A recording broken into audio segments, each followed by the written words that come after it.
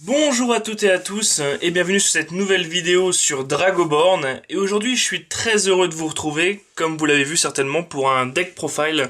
Mais pas n'importe quel deck profile, un deck profile d'un deck budget. Alors, on va attaquer justement le deck profile tout de suite. Je vous expliquerai un peu les intérêts de ce deck, pourquoi j'ai choisi de vous présenter ce deck en vidéo. Tout simplement parce que justement c'est un des decks qui peut être construit en grande partie uniquement avec la BT3, Gears of Apocalypse. Donc voilà, si vous voulez commencer le jeu, si vous voulez tester le jeu, il y a moyen de jouer avec la dernière extension sans se ruiner, d'avoir un petit deck sympa et viable en tournoi. Faut que je vous dise également que cette version du deck Elf est encore à améliorer, donc j'ai choisi vraiment ce deck pas pour sa performance, mais plus pour son côté budget et le fait de montrer qu'on peut s'amuser justement à Dragoborn, comme je vous l'ai dit, avec des decks relativement peu onéreux. Donc on va commencer tout de suite avec du coup la présentation du deck. Donc alors c'est un deck qui se compose justement de deux couleurs uniquement, c'est un deck bicolore. Donc c'est un deck Elf, donc le nouvel archétype qui est sorti avec la BT3. Donc je joue deux bannières vertes et une bannière jaune. Donc la majorité des cartes que vous verrez ici sont contenues dans la BT3 ou dans le trial deck que vous avez là, qui est Nature Wrath, très difficile à prononcer. Donc je vais commencer à vous présenter le deck. Donc je vous présenterai pas par ordre de cost, etc. On va commencer très simple. Alors je vais faire en sorte que vous voyez bien. Donc alors la première carte de ce deck c'est Lady Luthiel Phénis. Donc c'est la MVP du deck et c'est aussi la seule carte qui va coûter un peu cher dans ce deck, puisque vous pourrez la trouver à peu près 8 € unité. Donc ça fait à peu prset 32 € le playset. Et son effet est, quand elle est invoquée, vous révélez deux cartes du dessus de votre deck et vous pouvez invoquer un cost 4 ou moins elfe parmi celles-ci. Après, vous mettez le reste des cartes au bottom de votre deck. Et enfin, quand elle est détruite et le Drago Cross vert, vous pouvez mettre la top carte dessus de votre deck dans la discard pile. Si c'est un elfe, vous l'invoquez. Donc voilà, c'est une carte vraiment sympa, puisqu'elle permet de remplir le terrain, et ça va vraiment être la stratégie de mon deck, de remplir assez facilement le terrain. Elle va aussi avoir un aspect offensif assez intéressant, puisque quand elle va attaquer, si jamais l'adversaire va bloquer et causer sa destruction, du coup on va pouvoir la dégager, mener la carte dessus du deck, et invoquer un autre elfe pour réenclencher une attaque derrière. Et même en défensif, c'est intéressant, parce que si votre adversaire la détruit quand elle bloque, bah, tout simplement, elle réinvoque un autre bloqueur derrière, ce qui peut pas mal vous aider. Cette carte-là a des stats pas dégueu, 3-4, c'est vraiment très intéressant. On va mettre ça sur le côté. On reviendra après sur la totalité du deck. Ensuite, je vais passer en fait sur... commencer par les MVP du deck. Alors, Favorite ou Favorite Schoolar. Donc nous on l'appelle You dans le jargon, regardez. Son sosie craché. Donc alors Favorite Schoolar c'est une cost 2 2-1 pour 2. Elle dit quand elle est invoquée, vous révélez deux cartes dessus de votre deck et vous pouvez invoquer un cost 2 ou moins elfe parmi celles-ci, vous mettez le reste au bottom du deck. Donc encore une fois, dans l'idée justement de remplir facilement un board. Ensuite, troisième MVP du deck, et là on attaque une carte qui va vous permettre, comme c'est un deck vert-jaune, de remplir votre ressource.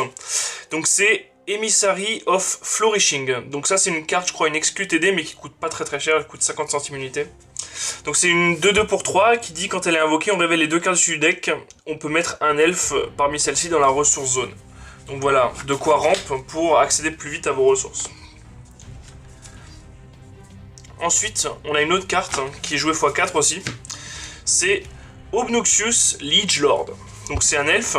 Donc la majorité des cartes que je vous ai présentées là et que je vais vous présenter seront des elfes. Donc c'est un elfe machine qui dit qu'au début du tour, on peut la retourner dans la main et invoquer une cost 5 ou moins elfe depuis notre main. Donc voilà, de quoi invoquer vos créatures. Vous la posez tour 1, tour 2 vous la reprenez dans la main, vous invoquez une Lady Luthiel gratos, donc c'est plutôt pas mal. Ça peut aussi compenser un certain retard si vous commencez premier en termes de mana et en termes de grosses créas. Ensuite, on a Seren Prelate. Donc c'est aussi une des cartes que vous pouvez invoquer avec Obnoxious, puisque c'est un elfe aussi. Alors lui, son effet, c'est quand il est sur le terrain en continu, tous les embouches vous coûtent 0 à jouer. Donc ça, c'est vraiment puissant. Ça donne vraiment un très bon aspect au deck où vous pouvez invoquer plein d'embouches et mettre en PLS votre adversaire, puisque seuls quelques clans possèdent, enfin seules quelques couleurs possèdent des cartes qui peuvent neutraliser les embouches. Elles sont de plus en plus rarement jouées main deck, puisque du coup, quand elles étaient jouées main deck, les gens ont joué moins d'embouches, ils ont conservé cette habitude, donc du coup, ceux qui jouaient les anti-embouches main deck les ont retirés et l'habitude est restée. Donc aujourd'hui, vous pouvez vraiment créer un deck avec des embouches qui peuvent surprendre. Et justement, Seren Prelate, vous pouvez l'invoquer avec Obnoxious tour 2. Et si vous avez des embouches en main, vomir votre main pour vous protéger, ce qui est plutôt pas mal. Ensuite, nous avons, vous l'avez vu si vous avez vu ma vidéo sur la BT2, l'une des meilleures cartes de la BT2. Moi j'ai dit qu'elle serait jouée encore longtemps après la suite de l'extension 2. Donc c'est une Elf Machine qui s'appelle Augmented Sniper, c'est une 1-3 pour 2. Qui dit tout simplement, vous pouvez siphon votre dé vert une fois par tour pour réduire le cost de la prochaine créature que vous jouez de 1. Donc encore une fois, dans l'idée de remplir votre board assez facilement et de jouer avec vos ressources. Ça tombe bien aussi, on joue 2 bannières verts, du coup on est un peu moins dépendant du résultat du dé vert, puisqu'on en a 2. Donc ça réduit un peu les probas de se faire troll. Alors une carte que j'aime bien aussi, que je joue x4 pour la défense et pour amener un peu de contrôle au deck, c'est Righteous End. Donc c'est un embouche jaune qui dit que lorsque l'une de vos créatures est détruite, cette carte est en embouche sur le fort que cette carte protège. Vous pouvez donc la révéler et vous pouvez détruire X créatures sur le terrain de l'adversaire, où X est la différence entre le nombre de vos créatures et le nombre de ses créatures. Admettons, lui il a 3 créatures, moi j'en ai une. Il me détruit ma dernière créa, je peux jouer Righteous End et détruire donc 3-0, 3 créatures sur son terrain. Et c'est vous qui les choisissez par contre, donc c'est vraiment pas mal. Je crois que c'est... Oui, c'est vous qui choisissez, donc c'est vraiment fort. Par contre, la condition, c'est qu'il faut qu'une créature, sur le fort qu'elle protège, soit détruite. Et des fois, ça peut être un peu trop lent, mais ça va en général. Ensuite, maintenant, on va attaquer les cartes que je ne joue pas en playset. Elis Aegis of Light, donc c'est une Tariel améliorée, c'est une 1-1 pour 3. Elle dit quand elle est détruite, vous choisissez un fort adverse. Et les cartes de ce fort peuvent pas attaquer durant ce tour. Et elle a un effet fort burst, donc quand votre fort où elle est dessus est brisé, vous pouvez justement l'invoquer et vous restandez toutes vos créatures vertes. Ce qui est plutôt pas mal synergique avec un deck elf. C'est un elfe elle-même.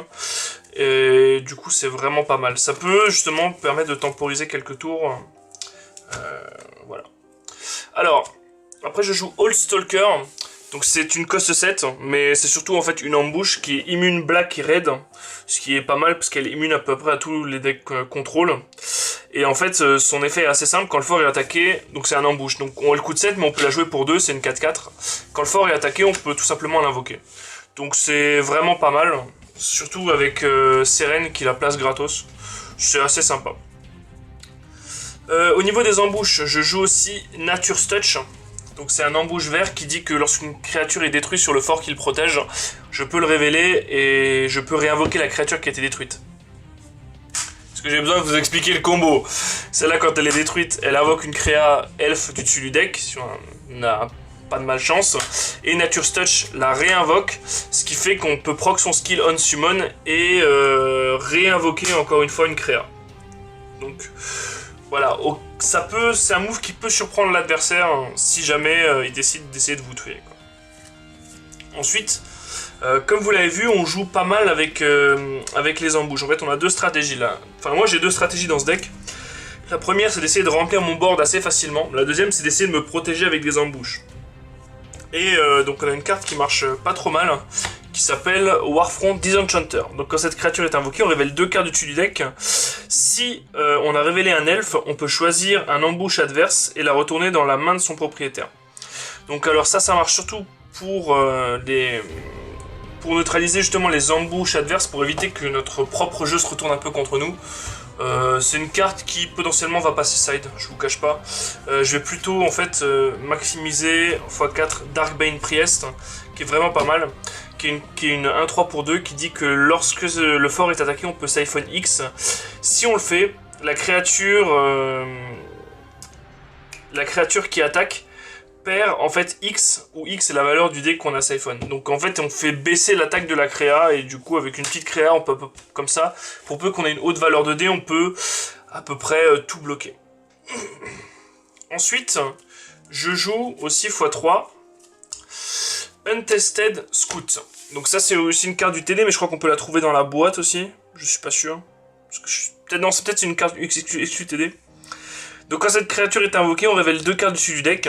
Si on a révélé un elfe, on choisit un de nos elfes et il gagne +2/+2 durant ce tour. Et après on met la carte qu'on a révélée au bottom du deck. Donc voilà. Donc vous voyez un peu la mécanique du deck elfe. C'est surtout révéler beaucoup de cartes elfes du dessus du deck pour soit les invoquer, soit débloquer des effets. Ensuite, d'autres elfes que je joue Tanglewood Druid. Donc c'est une carte qui me permet justement, c'est d'une 1-1 pour 1, qui dit qu'au début de ma main phase, je peux ignorer, comment dirais-je, la condition de payer en fait une carte avec la même couleur. C'est-à-dire que je peux invoquer n'importe quelle carte, même si je ne paye pas en fait des ressources dont la couleur est la même que la carte. Vous allez comprendre. Imaginons j'ai Tanglewood Druid sur le board, même si je ne joue pas de rouge, je peux jouer justement Magma Element, donc qui est la carte cover de la boîte. Donc Magma Element, son effet est le suivant. Quand il est invoqué, si j'ai un ambush, c'est la stratégie du deck, je choisis une créature adverse et je lui inflige 3. Et c'est une 5-3 pour 4. Donc des stats pas dégueux, un effet de contrôle toujours bienvenu dans un deck vert-jaune qui n'en a pas forcément à part Righteous End. Donc voilà, donc j'ai 2 possibilités pour jouer des cartes rouges, soit Tanglewood Druid, soit, c'est con à dire, mais mettre du rouge au random dans ma zone de mana. Ensuite, je joue une spell pour 2 qui s'appelle Nourish the Blood, qui dit que je paye 2, elle est jaune bien sûr, et comme avec le cost de spell, je peux choisir ce qu'on appelle un trait, donc c'est un peu un attribut si vous voulez, un archétype, et mettre 4 cartes avec cet archétype de la discard pile au bottom du deck, et si je le fais je draw 3 cartes. Donc en gros c'est une carte qui fait piocher, et vous vous doutez bien que je vais souvent déclarer elfe, et je renvoie donc, c'est combien 4 elfes 4 elfes sous mon deck, pour piocher 3. C'est vraiment pas mal, c'est une bonne carte de draw justement pour les decks archétypes. Et enfin la dernière carte que je joue c'est Elegant Fencer, une carte qui coûte 1, c'est une elfe, elle est jaune, je la joue x1 parce que j'en ai pas plus. Elle dit quand elle détruit un Drago Shield on pioche une carte, donc c'est une 1-1 pour 1. Autant dire que c'est assez difficile avec des stats comme ça de détruire un Draco Shield, mais c'est plutôt une bonne carte en early si jamais votre adversaire fait un mauvais lancer de dés, ou justement avec Untested Scout, voilà, il y a plein de combinaisons à faire. Voici donc la compo globale de mon deck. Donc je vous ai fait aussi un certain nombre de stats pour justement vous parler de ce deck. Comme je vous l'ai dit, c'est un deck qui est relativement budget. On a fait le calcul, vous allez avoir la courbe de prix qui va apparaître sur votre écran. Donc c'est un deck qui a été estimé, si vous devez acheter toutes les cartes à l'unité, donc toutes les cartes à l'unité, hein, sachant que vous n'êtes pas à l'abri de trouver des gens qui vous font des lots, mais le deck monte, en prenant la cote de chaque carte à l'unité, le deck fait 53 € je crois. Donc voilà, c'est un deck suffisamment budget pour être intéressant, et suffisamment viable en tournoi pour que l'investissement ne soit pas vain, quoi, on va dire. Vous avez ensuite la courbe de prix, donc ce que vous pouvez constater c'est que l'essentiel du prix du deck est constitué par Lady Phoenix, qui est une double, donc qui cote un peu, puisque les doubles sont en général entre 8 et 10 € sur une boîte. Donc quand vous achetez un display, vous avez 5 doubles, comme vous l'avez vu sur mes vidéos unboxing. Donc vous voyez que sur vos displays, 50 € et sur les 70 que vous payez sont au moins rentabilisés par les doubleurs. Donc ça, il n'y a pas trop de soucis. Après, les doubleurs foil montent un peu plus, ce qui est logique vu que c'est assez rare. Donc voilà un deck qui qui est assez budget au final et qui est assez facile à faire. Vous avez juste besoin, comme dit, de la bête 3. Vous avez que quelques cartes comme Augmented Sniper, Nature's Touch, Tanglewood, Druid et Aegis, qui sont des cartes des extensions précédentes, mais qui sont, sauf Aegis qui est une rare, le reste c'est de la commune ou de l'uncommune. Donc c'est des raretés assez faibles. Ensuite, on a la courbe des costs du deck, c'est-à-dire c'est une courbe assez importante que vous devez prendre en compte lorsque vous créez votre deck. Donc là, ce que vous pouvez voir sur cette courbe, c'est que elle monte, c'est que la pente de la courbe, elle n'est pas très élevée, ce qui veut dire qu'en fait j'ai beaucoup de costs, faibles dans ce deck. Vu que c'est le but, on va beaucoup miser sur Lady Luthiel, Schoolyard pour invoquer des petites créas, Augmented Sniper, Untested Scout. Voilà, en fait on invoque beaucoup de petites créatures pour remplir le board assez facilement, sachant que mes deux seules grosses créatures sont Seren qui est à 5 et Lady Luthiel qui est à 4, ce qui n'est pas encore des costs insurmontables, surtout qu'on joue du vert qui nous permet d'accélérer la ressource et surtout qu'on joue ce Emissary, donc qui nous permet aussi de mettre des cartes en ressources. Donc voilà, la seule carte aussi qui fait monter un peu la courbe, c'est Old Stalker, et ça fausse un peu le calcul, puisque Old Stalker, souvent on va jamais la jouer pour 7, on va souvent la jouer pour 2, quoi. Donc en fait, la pente de la courbe devrait être encore moins élevée. Ensuite, on a la courbe de balance de couleurs. Donc cette courbe aussi est à prendre en compte quand vous créez un deck, puisqu'elle va vous donner en fait la probabilité que vous avez de mettre une ressource aléatoire de la couleur qu'il vous faut. Par exemple, si vous jouez 2 bannières vertes, une bannière jaune, et que vous mettez aussi beaucoup de rouge dans votre deck, eh bien la balance de couleurs peut vous aider. Vous avez plus de chances de mettre aléatoirement une carte rouge qui vous permet de jouer les cartes rouges dans votre deck, etc. Donc voilà, faut qu'il y ait une certaine cohérence entre la balance de couleurs et les cartes que vous jouez en bannière. Ici, donc j'ai 52% de cartes vertes et 42% de cartes jaunes et 6% donc de cartes rouges qui sont juste mes magma élémentales, ce que j'ai rajouté pour plus de contrôle. Ensuite, vous avez donc le gameplay et les atouts du deck. Donc un petit graphique que j'ai fait également, qui est aussi sympa à connaître, parce que ça vous permet justement, dans le cadre du metagame, d'analyser dans quelle proportion et dans quelle stratégie votre deck se trouve, et savoir justement quels sont ses mauvais match-up, etc. Moi, je dirais que mon deck est assez agressif, hein, comme vous l'avez vu.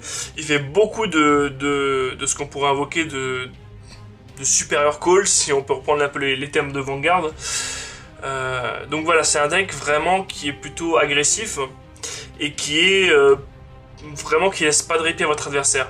Par contre, si votre adversaire joue un deck un peu plus défensif, s'il utilise Sigrun par exemple, s'il utilise des embouches ou des cartes assez défensives, là le deck aura un peu plus du mal, parce que mon deck est axé sur l'aggro, beaucoup moins sur le contrôle, vous pouvez le voir, donc on aura beaucoup moins de possibilités de field control justement les unités défensives qui nous posent problème. La défense aussi est pas mal puisqu'on joue beaucoup d'embouches et que la stratégie repose aussi pas mal sur les embouches. La main par contre n'est pas le point fort du deck puisque une seule carte fait piocher. C'est notre petit spell qui est ici, Nourish the Blood. Nourish the Brood, pardon. Donc voilà, vous savez tout sur ce deck qui est budget, néanmoins intéressant, qui vous permet justement de jouer à Dragoborn à moindre frais. Donc si vous avez envie d'essayer, n'hésitez pas à nous demander des decklists budget. Ce qu'il faut aussi savoir, c'est que ce deck n'est pas en version finale. Il y a beaucoup de choses à changer, tester, améliorer. Par exemple, on peut également jouer Rist dans ce deck, ce qui fait monter la valeur du deck, puisque Rist c'est 4 fois 10 € à peu près, même un peu plus, parce que la carte est vraiment forte. Comme on joue beaucoup de petits costs, et vous l'avez vu sur la courbe, on joue beaucoup de cost 2, risque peut être intéressant pour augmenter le potentiel agressif du deck, et aussi augmenter le nombre de super calls qu'on peut faire. Donc voilà, c'est une idée à creuser, mais moi pour l'instant je ne l'ai pas encore creusé. Je vous mets aussi là tout de suite la decklist de Val, qui joue qui joue du noir dans son deck elf. Donc vous voyez que vraiment les decklists peuvent varier d'un joueur à un autre, d'un local à un autre. Donc c'est à vous de tester un peu à faire votre sauce, mettre votre decklist en harmonie avec ce que vous pouvez rencontrer dans votre local. Donc moi c'est surtout une decklist que j'ai fait vite fait. À vous de la personnaliser, de l'améliorer, je compte sur vous. Voilà, j'espère que cette vidéo vous aura plu. J'espère que ce petit deck profile rapide et budget aura su vous intéresser sur Dragoborn. Moi, je vous dis à la prochaine pour une nouvelle vidéo sur la chaîne. A plus!